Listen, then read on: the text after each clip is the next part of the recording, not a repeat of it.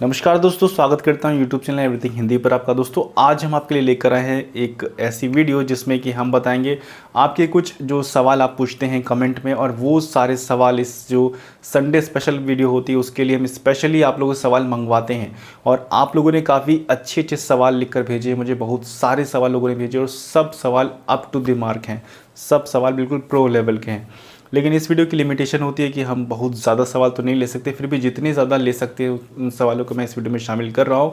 और जिनके सवाल किसी भी कारण से इस वीडियो में नहीं शामिल हुए हैं वो सब भी सवाल अच्छे सवाल थे, लेकिन जितने इसमें कर सकता था मैं उतने कर रहा हूँ। और ये वो सभी सवाल आप सबके वो जवाब देंगे जो आपके मन में कहीं ना कहीं चलते रहते हैं कि इस चीज़ को कैसे सॉल्व किया जाए, इस चीज़ को कैसे सॉल्व किया जाए, क्योंकि क्रिप्टो करेंसी अभी हम सब के लिए नई है और यहाँ पर ऐसे ऐसी प्रॉब्लम जनरेट होती है जहाँ पर बारीक में जाकर वीडियो बनाना पॉसिबल नहीं होता।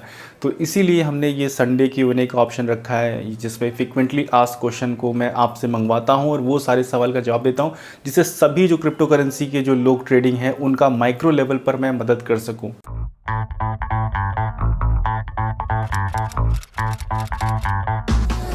तो दोस्तों मैं हूं अजय और आज हम आपसे बात करने वाले हैं उन खास सवालों के बारे में जो इस वीडियो में शामिल होने वाले हैं।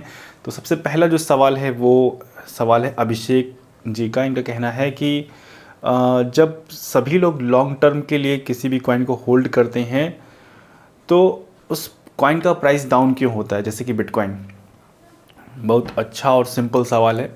इनका कहना ये है कि जब सभी लोग, जैसे बिटकॉइन का एग्जांपल दिया है लास्ट में इन्होंने, कि जब सभी लोग अपने बिटकॉइन को होल्ड रखते हैं, जैसे कि हम और आप सभी कॉमन लोग अपने अपने बिटकॉइन को होल्ड रखते हैं और ये इंतज़ार कर रहे हैं कि 64 गया है तो 70 जाए, 72 जाए और काफ़ी और आ जाए। तो क्या होता है, देखिए ये जो चार्ट है, जो क्रिप्टो का चार्ट है, वो चार्ट इस हिसाब से पड़ता है कि वो एक लिमिट, मतलब जब कभी आगे मौका मिलेगा मुझे आपको चार्ट बताने का, तो उसमें एक लिमिट होती है कि इस लिमिट तक ही बढ़ेगा और उस लिमिट के बाद फिर वो उसका ग्राफ खुद दिखाने लगता है कि यहाँ से मार्केट नीचे आएगा।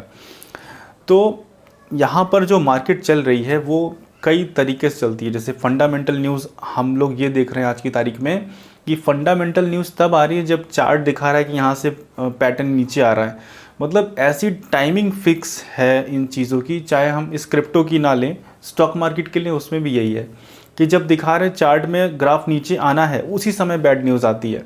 तो सब लोग मिल के इतनी तेज़ी से मार्केट को नीचे पुश करते हैं कि एकदम से रेड कैंडल बनती है। और फिर जब चार्ट दिखाता है कि यहाँ से मार्केट अपवर्ड की तरफ जाएगी तो उसी समय एक गुड न्यूज़ आती है और सब लोग मिलकर मार्केट को अप पुश करते हैं। तो बस यही खेल को हम लोग को समझना है। अब आपका सवाल ये रहा कि आप होल्ड कर रहे हैं, हम भी होल्ड करे हुए हैं, हम लोग सब कॉमन आदमी, तो यहाँ पर सेल कौन करता है। यहाँ पर सेल देखिए क्या होता है कि ये जो बिटकॉइन है ये कोई छोटा रूप तो है नहीं। 21 मिलियन बिटकॉइन है जिसमें से तकरीबन 14 मिलियन पब्लिक सप्लाई में होने हैं और अभी भी हम मानते हैं कि 6-7 मिलियन लोगों के पास सप्लाई में हैं। तो अब जो 6-7 मिलियन लोगों के पास सप्लाई में हैं वो लोग ये सोचकर बाय करते हैं कि मुझे इस प्राइस पर बाय किया है और आगे चलकर सेल कर देना है। ये जब हम सेलिंग की स्ट्रेटेजी आपको जल्दी बताएंगे तो उसमें ये बताएंगे कि किसी भी क्रिप्टो को क्यों सेल करना है, क्यों उसको पकड़ के नहीं बैठना है। हम लोग जिस तरह किसी भी टोकन को जैसे ही पकड़ते हैं, थोड़ा सा प्रॉफिट दिया तो उससे इतना ज़्यादा लगाव हो जाता है कि नहीं अब ये तो सबसे अच्छी करेंसी है, नंबर 1 करेंसी। लेकिन अब हम लोग को इनफ मैच्योर होना है और उस करेंसी से प्रॉफिट लेना है। अपना जो प्यार दिखाना है वो दोबारा हम कभी किसी और करेंसी से दिखा सकते हैं। उसके बाद नेक्स्ट सवाल है लव आजकल का। इनका कहना ये है कि वजीरेक्स एक्सचेंज पर क्या कोई भी कॉइन अगर परफॉर्म नहीं करता है, क्या उसको वजीरेक्स अपने कॉइन से, अपने एक्सचेंज से हटा सकता है क्या, और अगर हटाता है तो हमारे जो अमाउंट है जो हमने इन्वेस्ट किया उसका क्या होगा। तो बिना किसी बैड इम्पैक्ट के, बैड रीज़न के, बैड एक्टिविटी के वजीरेक्स या कोई भी एक्सचेंज नहीं हटाता है किसी भी कॉइन को।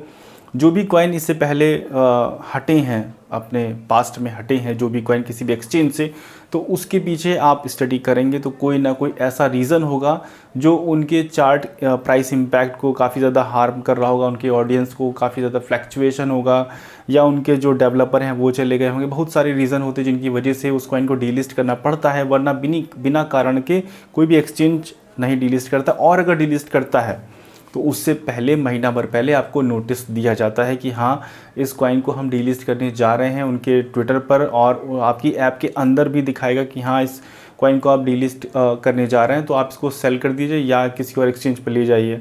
और सपोज़ अगर वो डीलिस्ट हो चुका है और आपने अभी तक कुछ नहीं किया, तो फिर भी एक्सचेंज ऑप्शन देता है कि हाँ अब आप इस कॉइन को इस तरह रिडीम कर सकते हैं। तो मतलब ऑप्शन रहते हैं, लेकिन फिर भी कभी भी ऐसा मौका हो तो आप उससे पहले ही उससे एग्जिट लें तो ज़्यादा फ़ायदे में रहेंगे। उसके बाद नेक्स्ट सवाल है अमन कुमार का। इनका कहना है कि मेरे को बहुत सारे एयर ड्रॉप मिले हैं, वेरी गुड, और आपको BNB 20 चाहिए और BNB को आपको लेने के लिए 0.1 BNB चाहिए होता है ट्रस्ट वैलेट में, लेकिन आपको बहुत थोड़ा सा BNB चाहिए, तो उसके लिए $1 या $2 का चाहिए। तो उसके लिए आप ज़ेप पे अगर है तो वहाँ से भेज सकते हैं। वहाँ से 100-200 रुपये का BNB हम भेजते हैं, जैसे मुझे कभी चाहिए होता है तो हम वहाँ से 100-200 ज़ेप पे से भेज सकते हैं। बाकी और भी एक्सचेंज हो सकता है, आप ट्राई कीजिए, मैंने ट्राई नहीं किया है, तो उनसे अगर चला जाए तो उनसे आप भेज सकते हैं 100-200 रुपये का, जितने आपके ट्रांजेक्शन हो जाएगा। उसके बाद नेक्स्ट सवाल है पंकज जी का। इनका कहना है कि बाइनेंस में स्टेकिंग किया है और 10 अक्टूबर को उसका स्टेटस कहाँ से देख सकता हूँ। मतलब आपने कुछ स्टेकिंग किया है तो आप उसका स्टेटस देखना चाहते हैं, तो इसके लिए आपको बाइनेंस की ऐप पर आना है और यहाँ पर जो वैलेट का लास्ट ऑप्शन है इसको खोलना है, और फिर यहाँ पर जो ऊपर लाइन है इसको थोड़ा सा सरकाना है और यहाँ पर ऊपर देखेंगे अर्न का ऑप्शन है। तो अर्न का जो ऑप्शन है यहाँ पर आपको दिख रहा होगा, ये आपके स्टेकिंग पे लगा हुआ है। तो अभी हमारा बहुत कम लगा हुआ है, तो ये हिसाब से आपको रिज़ल्ट यहाँ पर मिलता रहता है। जितना भी आपका स्टेकिंग का रिवॉर्ड मिल रहा है वो वही टोकन में मिलेगा, जो आपने लगाया उसी की टोकन की क्वांटिटी बढ़ जाएगी। उसके बाद नेक्स्ट सवाल है दीपक कुमार जी का। इनका कहना है कि अगर हम फ्यूचर ट्रेड में एक टाइम में एक से ज़्यादा कॉइन पर ट्रेड कर सकते हैं क्या, एक ही फ़ोन से। मतलब आपका ये सवाल है कि एक ही फ़ोन से एक समय में, जैसे हमने पहला ट्रेड बिटकॉइन को लॉन्ग किया है, तो अब हमको दूसरा कॉइन लगता है शॉर्ट करना है या दूसरा भी लॉन्ग करना है या कुछ भी करना है, तो हाँ बिल्कुल ले सकते हैं आप। काफ़ी मल्टीपल कॉइन्स को एक ही समय में एक ही फ़ोन से ले सकते हैं, आराम से ले सकते हैं, कोई भी दिक्कत नहीं है। कि बस आपके पास USDT होना चाहिए, बस इतना ध्यान रखना है। उसके बाद नेक्स्ट सवाल है ये साई किरण का। इनका कहना है कि अगर किसी भी कॉइन की सप्लाई 1 मिलियन है और सारी 1 ही मिलियन सप्लाई किसी इन्वेस्टरी ने कवर कर ली तो क्या होगा।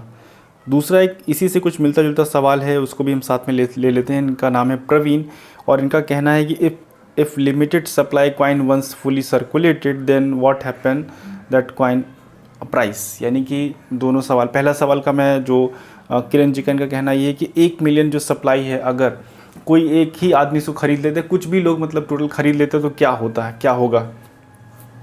तो अगर कोई एक खरीदेगा, ऐसा पॉसिबल इसलिए नहीं क्योंकि जो टोकोनॉमिक्स होती है वो इस हिसाब से डिज़ाइन की जाती है कि जैसे कि कोई भी टोकन का ओनर है, जो फाउंडर है, वो उसकी टोकोनॉमिक्स इस हिसाब से डिसाइड करते हैं कि उसके मरते दम तक कुछ ना कुछ टोकन उनके पास रखा रहेगा सेल करने के लिए, कि उनका खर्चा चलता रहे।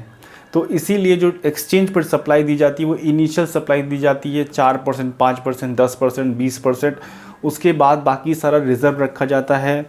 XRP के साथ यही इशू है, XRP का रिज़र्व बहुत ज़्यादा रखा हुआ है रिप्पल के पास। तो इस तरीके से बहुत सारे इश्यूज सब कॉइन के साथ हैं, सब ने अपनी अपनी सप्लाई इस हिसाब से रखी हुई है और हम लोगों को बहुत थोड़े में हम लोग ट्रेड करते हैं और उससे भी हम लोग प्रॉफिट पाते हैं। तो ये सारी टोकोनॉमिक्स है। तो आप ये समझ सकते हैं इस तरीके से, कोई भी जो फाउंडर होते हैं किसी भी टोकन के, तो पूरी सप्लाई सर्कुलेट नहीं करते हैं, वो अपने पास काफ़ी ज़्यादा रिजर्व रखते हैं।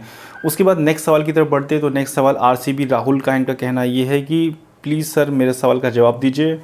और आपका पूछना ये है कि अगर हम किसी भी एक्सचेंज पर हैं तो वो रिलायबल है या नहीं, कैसे पता करें। दूसरा कि अगर हम अपने एक्सचेंज में काफ़ी ज़्यादा पैसा रख रहे हैं तो उस पर भरोसा करें या नहीं, या अगर हम ज़्यादा सिक्योरिटी चाहते हैं तो हार्डवेयर वैलेट में अगर हमने ट्रांसफ़र कर लिया और वो डेड हो गया, वो टूट गया, खो गया तो क्या होगा। तो ये सारे लैक तो हैं। अब अगर बात करें आपके एक्सचेंज की, तो एक्सचेंज अभी जो रिलायबल जो मार्केट में इस समय चल रहे काफ़ी सारे एक्सचेंज हैं, वो आप चेक कर सकते हैं CoinGecko मार्केट पर। जो रिलायबल जो रैंकिंग, जो ट्रस्ट की रैंकिंग, उसको आप टेस्ट कर सकते हैं कि आपको पता चल जाएगा कि आपकी जिस भी एक्सचेंज में है वो कितना ज़्यादा ट्रस्टवर्दी है। अगर नहीं है तो कोई अच्छे एक्सचेंज को और डाउनलोड कर लीजिए। एक्सचेंज सारे के सारे फ्री हैं। क्रिप्टो में स्टॉक की बात कीजिए तो वहाँ पर काफ़ी ज़्यादा चार्जेस हैं, लेकिन यहाँ पर अभी क्रिप्टो में सब फ्री हैं लगभग। उसके बाद आप बात करते हैं अगर आप हार्डवेयर वैलेट में करते हैं, तो मेरी ये राय रहेगी कि अभी अगर आपका 5, 10 लाख, 20 लाख तक का पोर्टफोलियो है तो उसको वैलेट में ही रहने दीजिए। उससे ऊपर होता है तो उसका उपाय बता देंगे, यानी कि 2, 4, 6 बिटकॉइन होंगे तो उसका एक अलग उपाय होता है, वो भी कर सकते हैं।